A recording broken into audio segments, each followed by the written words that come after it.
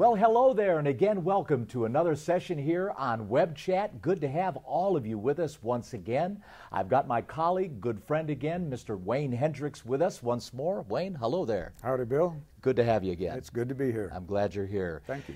As you can see, we have quite a topic on our agenda today because a lot of what is going on in the world, frankly, is rather surprising. I don't know about you, but I'm somewhat stunned, Wayne, over this emergence of this new populism, this nationalism, because, you know, people don't like to use the word nationalism because it's kind of aggressive, it's kind of more dominating and controlling, and is more nefarious, so to speak, you know, military oriented.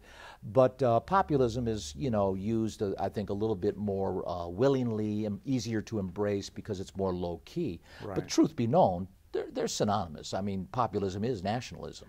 Well, words do matter, and the globalist community has successfely used terms like nationalist or nationalism in a negative way, and like you said, makes people think about war and you know, the Nazis being prejudicial and against other countries and all that sort of thing. From my perspective, nationalism or to be a nationalist doesn't necessarily equate with being xenophobic or anything like that. It's just another word for being a patriot in many respects.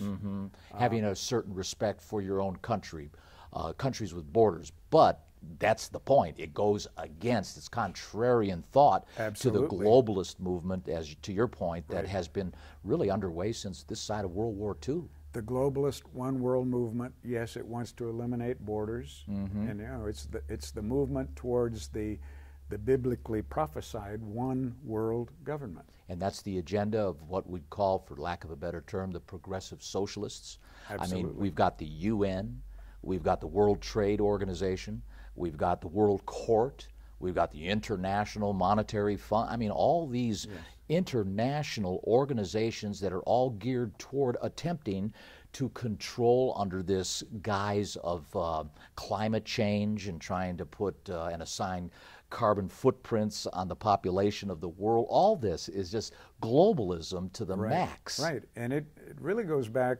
at least in the modern era, because there's always been a movement towards globalism in the sense that, you know, Alexander the Great ruled the known world of his day. Right. You know, Rome ruled the world of its day. So from that respect, there have been world governments before. But the one that we're talking about that's prophesied to happen is going to be all-inclusive, and it really will rule the world.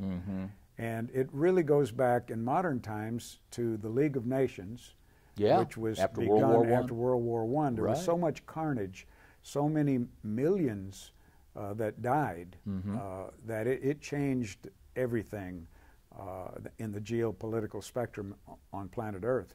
And to their credit, though, let me interrupt just a minute, but to their credit, the intent was noble. Absolutely. I think the intent was really commendable. Yes, indeed. In some regards, because it was an effort, an initiative after the war that they thought would end all wars to bring humanity together, to try to help understand each other's differences. And unfortunately, you know, history is full of good intentions. The record is there, you know. Many good intentions that have ended up disastrous. Right, right. Because man on his own will come to naught. If you leave God out of the equation, which is what man does, then the consequence will not be good. Exactly. And again, to your point, man is oftentimes manipulated by the force, the spiritual forces, because our fight is not against flesh and blood, as we're told.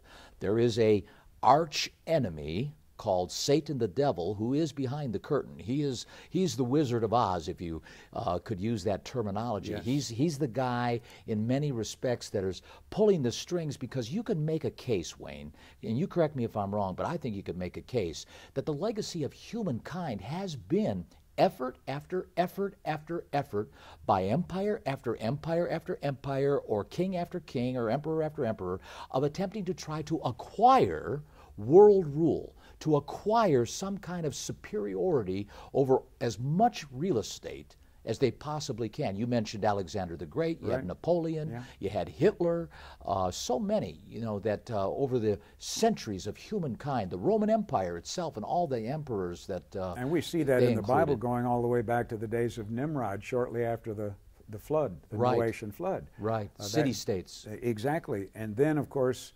God inspired the book of Daniel, where we see the image of the beast, the great the head of gold, and this king, and the different eras of time based upon the different metals that he was made out of, and so forth. Different world kingdoms, and so there's been a movement towards that, one way or another, all through history. And that pattern is ultimately, as you pointed out earlier, ultimately going to take shape and, frankly, successfully control the world. Absolutely, yes. So when the Lord Jesus Christ returns, he will be returning to a world under the domination of a beast power and an individual called the beast as well. And it's going to be what the Bible has prophesied, a one world government. But it doesn't dismiss, and it's interesting, my friends, that we here in the United States now in the post situation, the post time and era and condition of a very hostile election cycle. I mean, Donald Trump winning the presidency, I mean, come on. I mean, you know it as well as I do.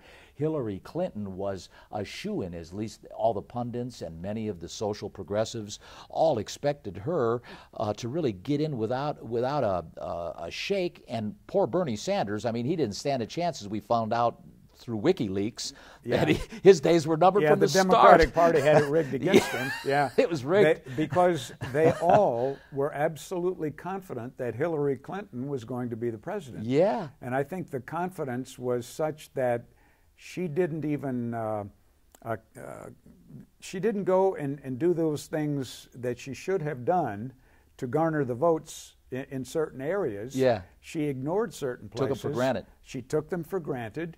And they had a big surprise. Yeah. No one, I don't think anyone who was really thinking clearly expected Donald Trump to win. Well, what, in my humble opinion, and certainly this subject to debate, I'm sure, and I'm sure some of you will debate this issue, but in all due respect to the whole election process here recently, and this is reflective, I believe, on a much broader scale worldwide, because it goes to the point of the Brexit movement in the United Kingdom.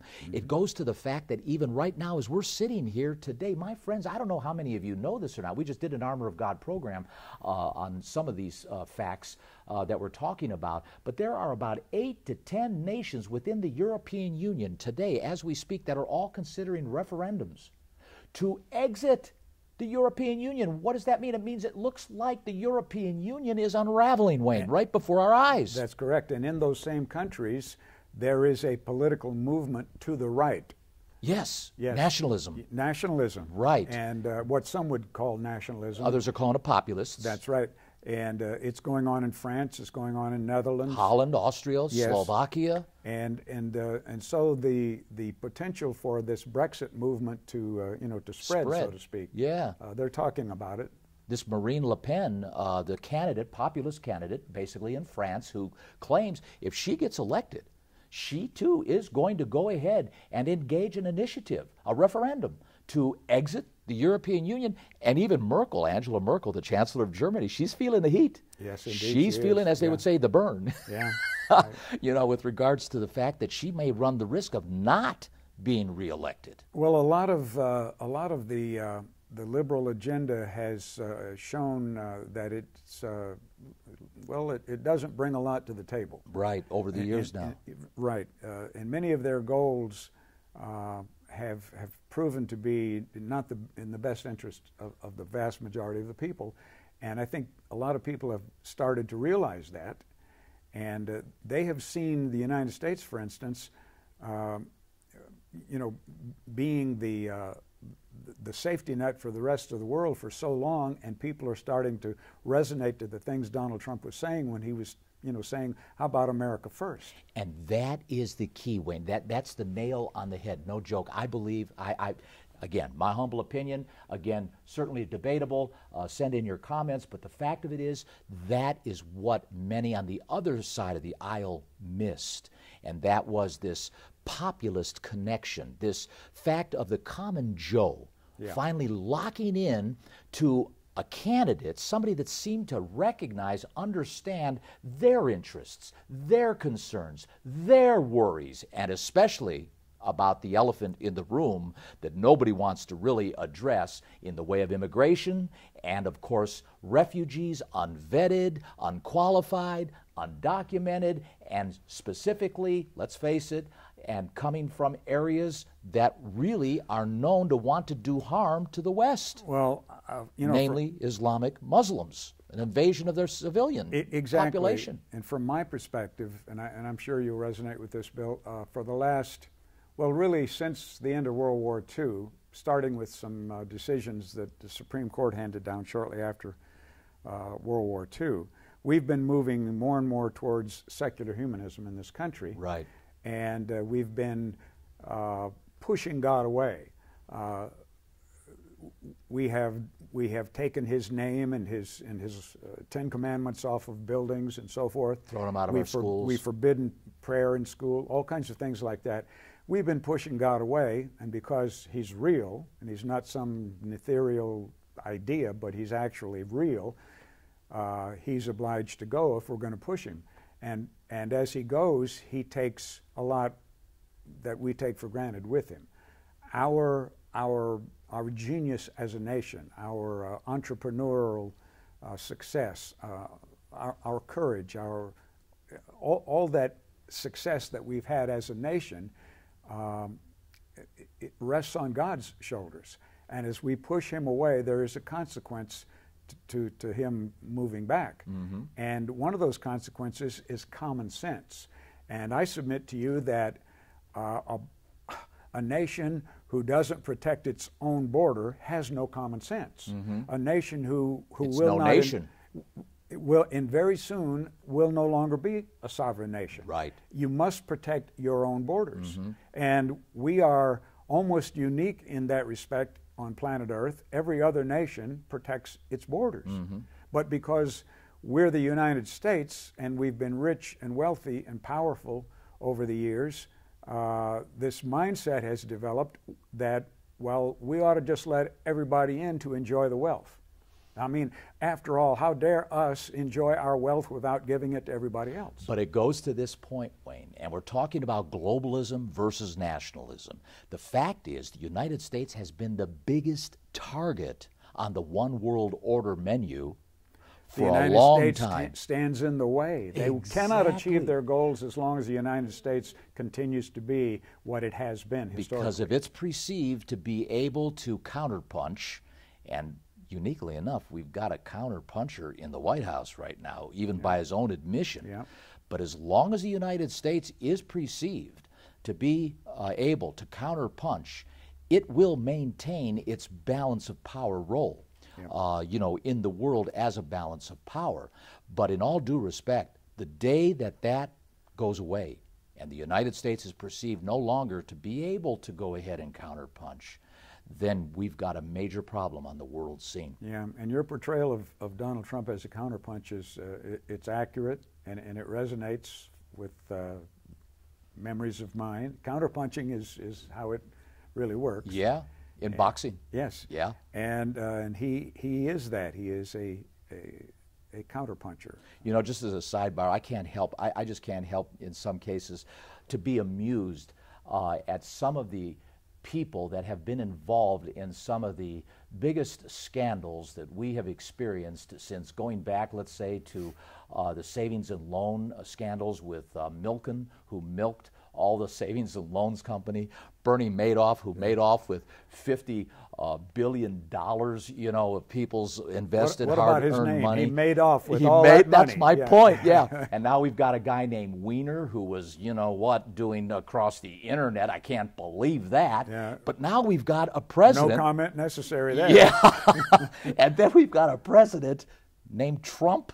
Yes. who trumped all those He trumped candidates. it all, Yeah, didn't he? so Yeah. just amazing. I just sidebar. I'm just kind of amused by some of these things, and certainly don't mean any harm by it. But it's just amazing to me how dynamic the times are that we are in right now, and how the globalists, in all due respect to the globalist movement, in all due respect to these relentless one world order folks, they are, as I've already said, relentless in Yes. their agenda And in it's their out planning. in the open now. Yeah. In years gone by, it was more clandestine. And really, we've had globalists in high positions of authority in our country, including the presidency, since the days of Woodrow Wilson. And virtually every president since then fits that picture of, Right, of a that mold. globalist. Yeah. Many of them, hopefully all of them, had the interests of the United Nations, or the United States rather, at heart, and they were not traitors or anything like that. But their overall philosophy clearly was a movement towards a one world centralized government. They see that as the only way to save planet Earth, so to speak. Yeah, yeah. It is amazing. I just, like you said years ago, if we were talking along these lines, and that's what's so new in our verbiage, in our dialogue today. My friends, do you realize we're talking about nationalism versus globalism? We're talking about one world order. We're talking about socialistic coalition in the latter days that's going to take control of the world. I mean, this kind of speak was It's remarkable confined enough that we're even talking about it. Yes. in these terms, Yeah, because sure. it was conspiracy back Because 20, that tells 25 us years it's ago. real. Yeah, we're talking about it. And So it is the real. news is full of it. Right, along with some of the things that we've had disclosed to us now via the compliments of WikiLeaks, via the compliments of this guy named Snowden. No matter what you think of these guys, and this transgender guy named Manning, who was in the military, was a guy, but now he's a girl. Fact is, regardless of what you might think about all these people, the reality of it is what they disclosed to all of us now is truly validating, in the sense that, you know what, your Samsung TV could be hacked. Your iPhone could be hacked. I've often said, turn your phone off so the government can listen, because no matter whether it's on or off, Yeah. they can hear you in some cases. Absolutely. I saw a thing the other day on TV. I'm not sure what channel or network it was, but they were talking about the fact that it's possible now that if you're going to buy one of these new modern thin big screen TVs, flat screen TVs and all that, the wiring is in there, the parts are in there that can actually take, be invasive of your privacy. Yeah, exactly. They can All they listen have to to you. do is to be able to remotely turn it on somehow. Yeah, well, now that sounds conspiratorial, I admit it, but just a few years ago, everything sounded like a conspiracy. But just because and now it's happening. But just because you're paranoid doesn't mean they're not chasing you. That's it. That's my point. Yeah. I'll tell you, it is just amazing. I know you feel like putting a piece of tape over that camera that's on your television. Yeah. Sure. Because the fact of it is you don't know, and it is admitted fact now that the CIA has generated some invasive action in putting back doors, as I think they call them. I'm not a techie, but I think they call them back doors, where they can get in and do things that even some of the companies like Google, and not Apple so much, but Google and Oracle and some of these chip manufacturers like Cisco and so on don't even know in some cases, how that stuff's being put in there. Yeah. But I guess it goes all to this point, Wayne, that we are now, my friends, in a brave new world. And without a doubt, it is a confirmed reality. I mean, we are living in some very, very strange, and in some cases disorienting times. And we see things now in the every day in the newscast that resonate for those of us who are students of God's Word. It resonates with an end-time scenario. It's called eschatology, the study of the end time. Yeah. And we're moving down that road now very, very quickly. In my mind, I've got kind of a wild imagination anyway, but be that as it may, now I'm beginning to see more clearly about how this mark of the beast, knowing the technologies that we have today, can be something so much larger than just the Sabbath day. Not saying that that won't be part of it, But I don't No, believe... it's much broader, much bigger. Much bigger, because we're talking about the fact that if you don't have this mark, you can't buy, you can't sell, you can't eat, you can't be a sociocrat, a citizen of that system that ultimately is going to come up onto the world stage. Which you will either support up here for real, or even if it's not real for you, you'll support it with your hands and your work. Exactly. In the obvious world. Exactly, yeah. And I can see now that because of the technologies that we have, what could be used to be able to control us, to be able to surveil us, to watch us, and to keep those populations that are needing to be controlled under the control of the government. Well, all these things make me want to be more familiar with God's Word, because it very clearly talks about the end time. Yeah, and it's really something, too, to realize that there is going to be a generation. It may not be our generation, but there is going to be a generation that is going to have to deal with these issues. They're going to have to make decisions, my friends. Your Bible says, when the time comes to receive that mark, you better not receive that mark. God is very serious about His people who know better not to receive that mark, but rather take, I guess, the consequences. Not I guess, but to take the consequences of what is going to happen.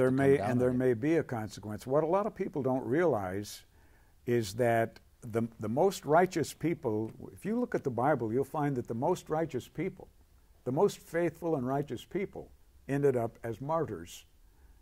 Not the weak ones. No, the weak ones did not. No, not those Laodiceans. That's right. The strong ones, the faithful ones, the ones full of God's Spirit in many respects, those are the ones who suffered martyrdom and all kinds of deprivation and suffering and hardship. Because obviously God knows that He will not test us beyond that which we can handle. So He's not going to test those that are perhaps not able to handle martyrdom-level expressions of faith. I mean, it's just not in His nature to do that and to put that upon somebody. He knows He's what's not a best monster. for us. He's a God of love. Right. He's got our best interests at heart all the time. Right. Best coach that we could have on our team to navigate through life. And certainly, he's more than capable and competent to protect us. Absolutely. He is the Almighty. Yeah. And there may not necessarily be a place of safety in the sense of where a whole organization will fly off to, as was taught years ago, to Petra or to someplace, which is really nothing more than a quasi-rapture. But it doesn't mean He doesn't provide protection. Well, my perspective about that, and I think you probably share that perspective. We've never really discussed it in detail, but if there is a so-called place of safety, I, as a Christian, can be completely ignorant of that, or not necessarily believe in it. But if I'm in covenant relationship with Jesus Christ, if there is such a place, He can put me there. Right. From my perspective, you question whether or not God is really all-powerful, really omnipotent, if He needs to physically move the church from this location group, to another geological... As a group. Yes. That, to me, doesn't fit the concept of an all-powerful God. He, after all, did protect Daniel while he was with the lions, and the Hebrew children while they were in the furnace. They were in a place of safety. So it just simply doesn't And the Israelites in their own homes. It doesn't coincide with the overall imagery of God and His plan for mankind. And certainly it goes without saying, you don't want to listen to some guy who says, it's time to leave, let's get on an airplane, send me all your money and I'll buy you your ticket and we'll all go over to some place and be protected by God. Yeah, I mean, right, you don't want to do that. Right.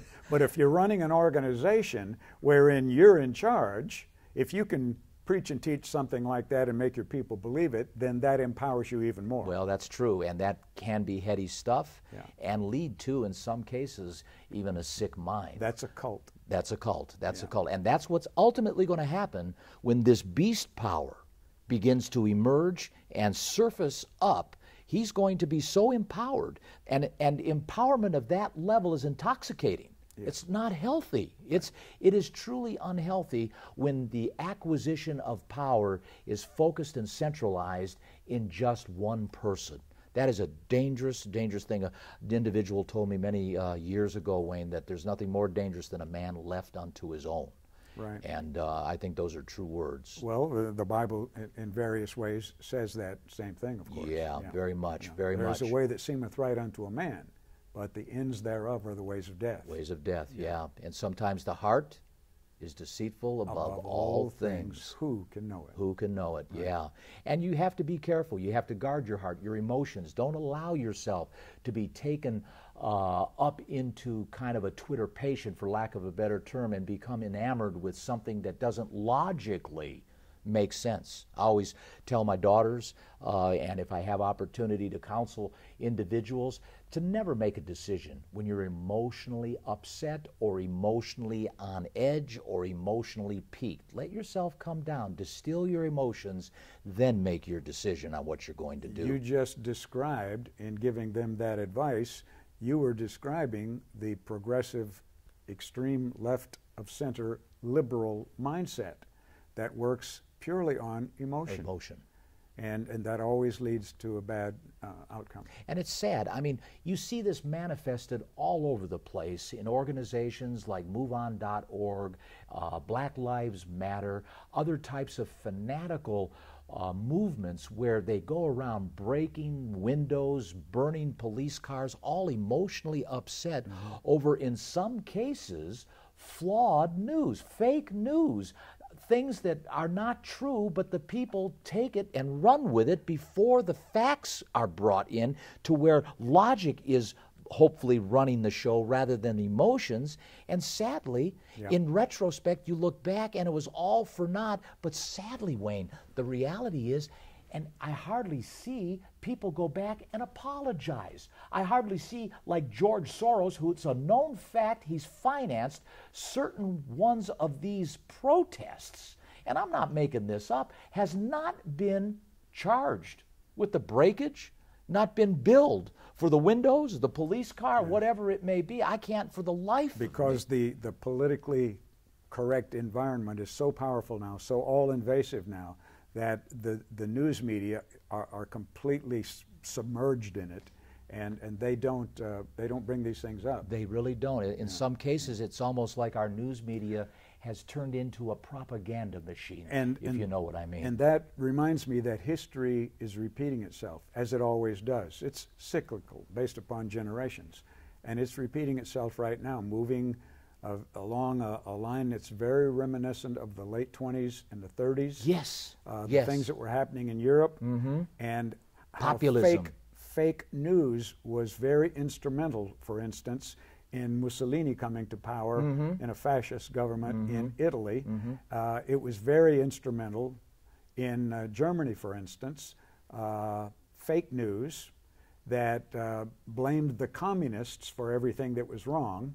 And then, of course, the communists in Russia were doing the exact same thing, fake news. Right. And they used it to their political advantage. And to your point, it seems like there's a lot of the same similar principles in action or in play, recognizing the similarities, not so much of the fascism that was associated with those nationalistic movements of the 30s and so on, but again, the tension that is emerging from the current populist nationalism type movements that are going on today, and then add that to the fact that this is nationalism on steroids, because it's not focused just over there in Italy and or in Germany.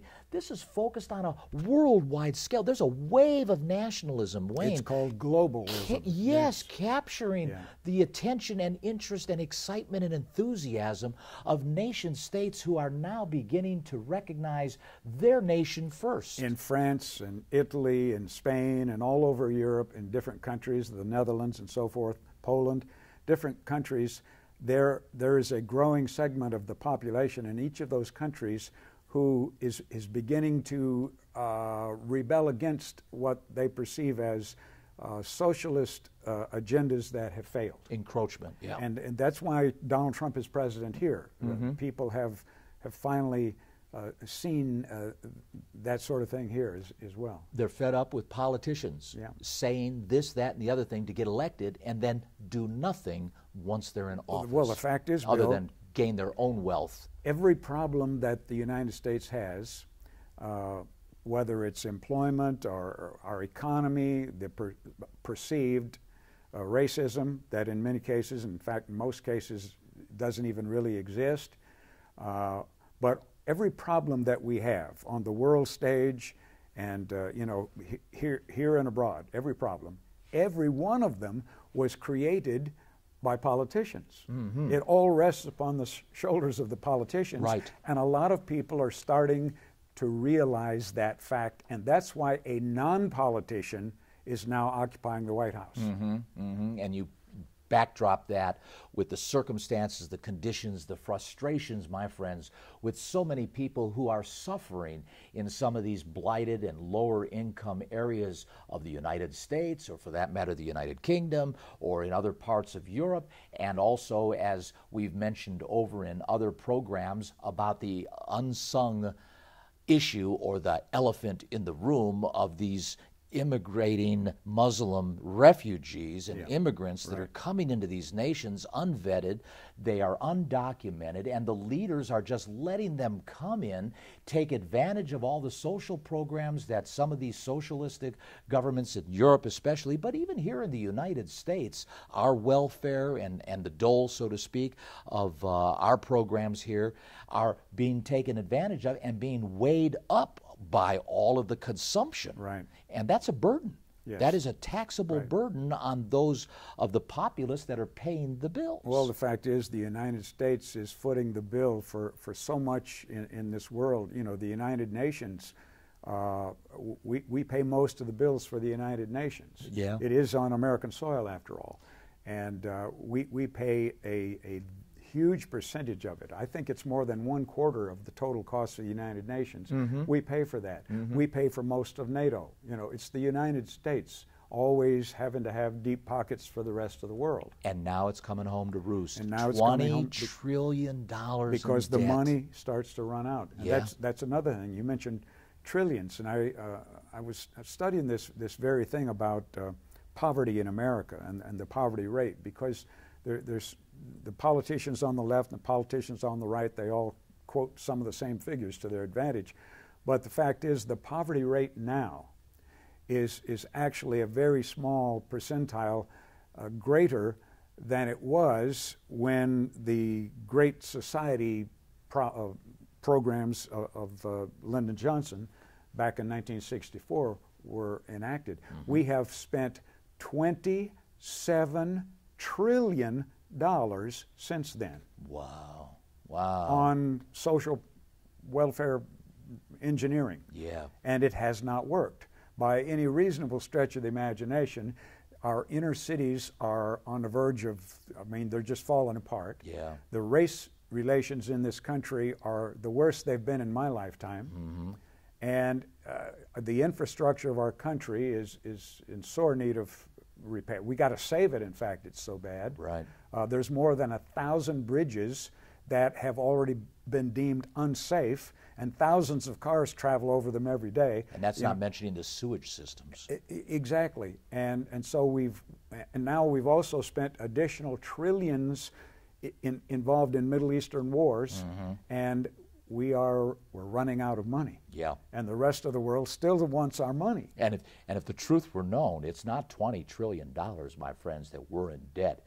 We are in debt over $100 trillion with unfunded liabilities. You're exactly right. Right. Yeah. I mean, the government owes all the wealth in the world doesn't add up to that. That's right. That's right. Because it owes the whole baby boomer generation, which is what I am, millions in Social Security, Medicaid, Medicare. These are all funded liabilities. You multiply by all those millions of people. Well, you know what it sounds like, Bill? It sounds like we're talking about a scenario that the Bible portrays for the end time. Again, going back to Scripture, the end time scenario. Mm-hmm. Yes. Exactly.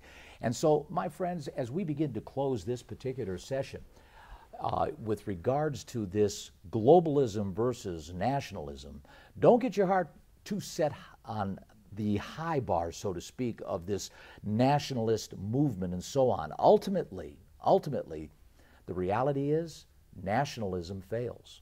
Nationalism fails. Globalism will indeed win out for a while until Jesus Christ reestablishes his kingdom on planet Earth and lands on the Mount of Olives. And boy, Godspeed that day, Wayne. Godspeed that day. As a matter of fact, the Lord told us to pray that way. That's Thy right. Thy kingdom come. Thy kingdom come. Yeah. Well, my friends, again, let me go ahead and interrupt ourselves. We're going to offer something unique on today's program. As it is our tradition, we want to offer you a subscription of all things to the international news. All you've got to do is hit us on our website at www.cgi.org, or go ahead and hit us Central Time 9 to 4, Central Time in the United States at 903-939-2929. But get a subscription to the international news of the Church of God International. This is our, what you could say, flagship publication that would actually help you to have some insight on just what our church culture is doing, what we're promoting, what we're involved with, where you can make more intimate connections with us in terms of our products that we have to offer in the educational venues of the armor of God, of our publications, and all different types of other video products, YouTube stuff, and everything that will help you to enhance your relationship with God the Father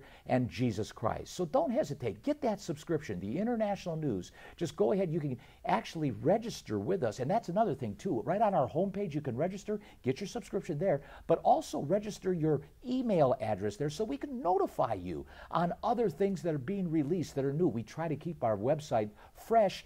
So go ahead. Again, 888-578 8791, and or our website at www.cgi.org or 903-939-2929.